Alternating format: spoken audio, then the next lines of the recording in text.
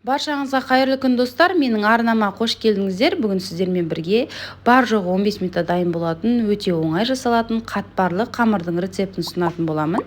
Бұл қамырмен кез келген самсаны да, трубочканы да, тіпті Наполеон тортын да жасай беруге болады. Өте керемет болып шығады. Міндетті түрде жасап көріңіздер. Ал ендеше бастаймыз. Ең әуелі бізге салқын мұздай су қажет. Судың үстіне тұзымызды саламыз. Содан соң 9% уксусты құямыз.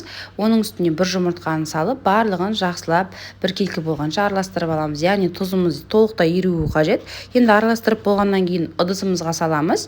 Үстіне алдын ала електен өткізілген ұнымызды салып, қамырымызды илейтін боламыз. Құрамындағы заттарын төменде описание бөліміне қалдырамын, сол жақтан қарасаңыздар болады. Ұнды артық мөлшерде қоспаңыздар, бізде қолға жабыспайтын, бірақ жұмсақ, осындай бір келкі қамыр пайда болады. Қатты тығыз болса да болмайды, сондықтан дәл осылай мұқият болып жасаңыздар.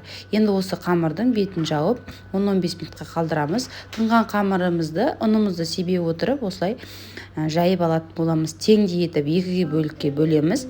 Мінекей қараңыздар, бізде 2 зуала болды. Бұл қамыр өте жұмсақ, қолға жабыспайды, жұмыс жасауға өте ыңғайлы. Енді осы қамырымызды жайып алатын боламыз. Оқтауға ешқандай ораудың қажеті жоқ. Дәл видеодағыдай тек қана тегістеп, екі шетін кезек-кезек баса отырып қамырымызды жаятын боламыз. Барынша жіңішке қыламыз, бірақ қатты жіңішке болғанда дұрыс емес. Шамамен бір 3 сантиметрдей болса жеткілікті. Мінекей жұмсақ қамырымызды дәл осылай домалақ қылып жайып алдық.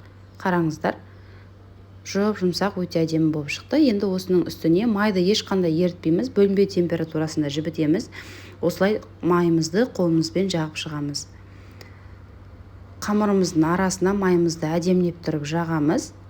Барлық жеріне тигізіп шығатын боламыз. Екінші қамырды дәл солай мінекей жайып алдым басқа жерге. Енді осы қамырдың екінші қамырды екеуін біріктіретін боламыз. Арасына май жағылған, енді екі қамырды бір-бірінің үстіне қойып шығатын боламыз. Мінекей бірдей болды. Енді осының үстіне қалған майымызды салып, тағы да қолымызбен тегістеп шығатын боламыз. Қалған майдың барлығын бүкіл жерге тигізіп, екінші қамырдың үстіне де толықтай әдемілеп жағып шығамыз. Майды қатты ерітпейміз, дәл осылай міндетті түрде жасаңыздар. Енді осы қамырымызды 5-10 минутқа тындырып қоямыз. Кішкене майымыз қаттау деген кезде үстіне осылай дәл видеодағыдай орап аламыз. Енді оралған қамырымызды тағы да рулетик қылып дәл осылай жасап аламыз.